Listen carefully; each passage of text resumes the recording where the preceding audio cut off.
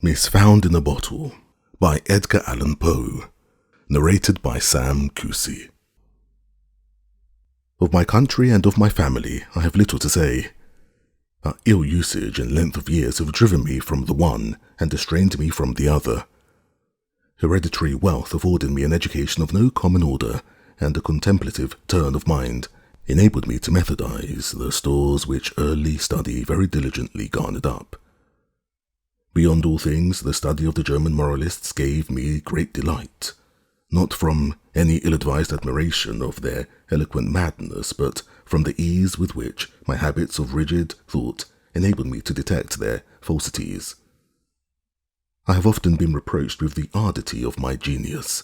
A deficiency of imagination has been imputed to me as a crime, and the Pyrrhonism of my opinions has at all times rendered me notorious. Indeed, a strong relish for physical philosophy has, I fear, tinctured my mind with a very common error of this age. I mean the habit of referring occurrences, even the least susceptible of such reference, to the principles of that science. Upon the whole, no person could be less liable than myself to be led away from the severe precincts of truth by the ignis fatui of superstition.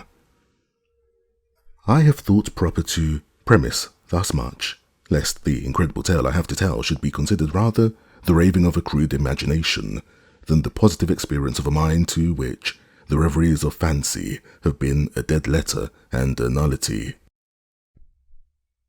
After many years spent in foreign travel, I sailed in the year 18 from the port of Batavia in the rich and populous island of Java on a voyage to the archipelago of the Sunda Islands. I went as passenger, having no other inducement than a kind of nervous restlessness which haunted me as a fiend. Our vessel was a beautiful ship of about 400 tons, copper-fastened and built at Bombay of Malabar teak. She was freighted with cotton wool and oil. One evening, leaning over the taffrail, I observed a very singular, isolated cloud in the northwest. It was remarkable as well for its colour as for its being the first we had seen since our departure from Batavia. I watched it attentively until sunset, when it spread all at once to the eastward and westward, girting in the horizon with the narrow strip of vapour and looking like a long line of low beach. My notice was soon afterward attracted by the dusky red appearance of the moon and the peculiar character of the sea. The latter was undergoing a rapid change, and the water seemed more than usually transparent. Although I could distinctly see the bottom, yet, heaving the lead, I found the ship in 15 fathoms. The air now became intolerably hot, and was loaded with spiral exhalations similar to those arising from heat iron. As night came on, every breath of wind died away. A more entire calm it is impossible to conceive. The flame of a candle burned upon the poop without the least perceptible motion, and a long hair, held between the finger and thumb, hung without the possibility of detecting a vibration. However, as the captain said he could perceive no indication of danger, and as we were drifting in boldly to shore, he ordered the sails to be furled and the anchor let go. No watch was set, and the crew, consisting principally of Malays, stretched themselves deliberately upon deck. I went below, not without a full presentiment of evil. Indeed, every appearance warranted me in apprehending a simoom.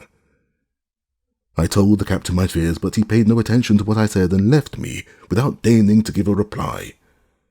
My uneasiness, however, prevented me from sleeping, and about midnight I went upon deck.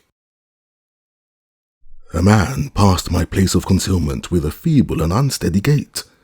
I could not see his face, but had an opportunity of observing his general appearance. There was about it an evidence of great age and infirmity. His knees tottered beneath the load of years, and his entire frame quivered under the burthen. He muttered to himself in a low, broken tone some words of a language which I could not understand, and groped in a corner among a pile of singular-looking instruments and decayed charts of navigation. His manner was a wild mixture of the peevishness of second childhood and the solemn dignity of a god. He at length went on deck, and I saw him no more. I have been looking at the timbers of the ship, She is built of a material to which I am a stranger. There is a peculiar character about the wood which strikes me as rendering it unfit for the purpose to which it has been applied. I mean its extreme porousness, considered independently by the worm-eaten condition which is a consequence of navigation in these seas, and apart from the rottenness attendant upon age. It will appear perhaps an observation somewhat over-curious, but this wood would have every characteristic of Spanish oak, if Spanish oak were distended by any unnatural means. The crew paced the deck with unquiet and tremulous step, but there is upon their countenances an expression more of the eagerness of hope than of the apathy of despair. In the meantime, the wind is still in our poop, and as we carry a crowd of canvas, the ship is at times lifted bodily out of the sea. Oh, horror upon horror! The ice opens suddenly to the right and to the left, and we are whirling dizzily, an immense concentric circle, round and round the borders of a gigantic amphitheatre, the summit of whose walls is lost in the darkness and the distance. But little time will be left me to ponder upon my destiny.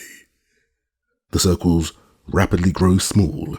We are plunging madly within the grasp of the whirlpool, and amid a roaring and bellowing and thundering of ocean and of tempest, the ship is quivering, oh God, and going down.